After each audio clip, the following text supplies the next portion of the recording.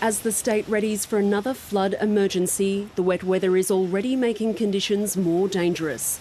Multiple people were taken to hospital in the central west after two vehicles collided on the Castlereagh Highway near Mudgee. 4 of them are in a very serious condition that is very high impact head-on. It's most important that you don't take unnecessary risks at the moment, particularly travelling through floodwaters. Those living on the banks of the Hawkesbury River are determined not to get caught out by the rain. We managed because we built up our pantry. Lots of baked beans. But it's an anxious wait for those who were impacted by the last floods. I didn't think the floods had come back so quick. A bit of lived experience has really helped to improve the preparedness of everyone. Greater Sydney and large parts of the east coast have been lashed with rain. Sydney overnight up to about now has received a bit over 100 millimetres of rain in less than 24 hours, most of that falling this morning. It's prompted almost 1,500 calls for help to the SES. Predominantly those calls for assistance have been for fallen trees, leaking roofs and sandbagging. There have been at least 9 flood rescues across the state, including a man in his 70s who was driving outside Lismore when his car got stuck on a submerged road. After clinging to his car for half an hour, farmer Keith Graham waded out and came to his rescue. That's what you do. No big deal. I'm used to floods. I've lived here all my life. As the wet weather intensifies, all eyes are on the Warragamba Dam. The Warragamba will move into a spill, likely Monday morning. What's important about that is that the spill will occur likely when the rainfall event has moved on. The steady rain has not yet been enough to raise the water level here in the Hawkesbury River, but the worst of the rain is expected later tonight. And that's when the water could start rising rapidly. Friday and into Saturday, we've got significant weather, heavy rain, intense likely. The SES has deployed flood rescue crews to high-risk areas. We absolutely plan for the worst day and really pray and hope for this is actually a good day. Ready and waiting for what's to come. Jessica Kidd, ABC News. Let's bring in our reporters Timothy Fernandez in Wollongong and Ethan Ricks at Sydney Airport. Ethan, how is the transport system holding up there?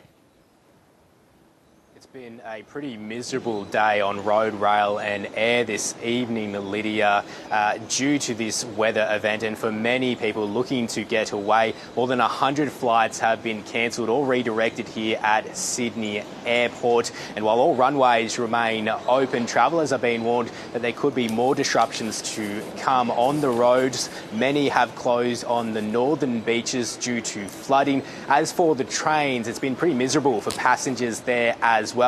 Delays of up to 60 minutes on most of Sydney's rail lines after equipment was damaged at Redfern. While all lines remain open, there may be some gaps in services into the evening. Lydia?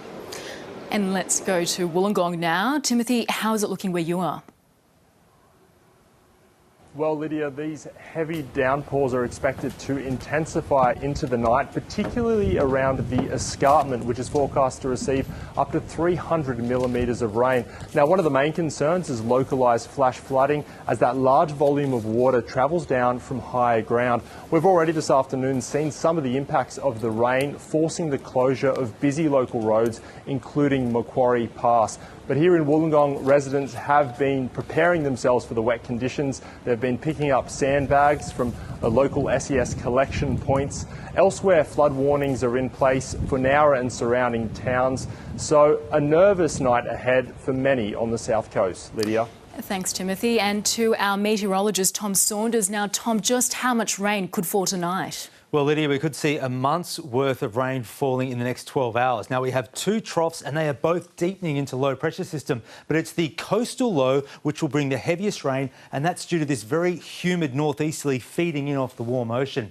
Now, here is today's radar. Widespread heavy rain is falling across the east. Taree has already picked up more than 100 millimetres since 9 a.m. Now, here's the forecast through the next 12 hours. An intensification of rain and wind is likely around the central parts of the coast tonight. Now, under this area of red, we could see well over 50 millimetres in 6 hours, but possibly up to 220 millimetres on the Illawarra Escarpment.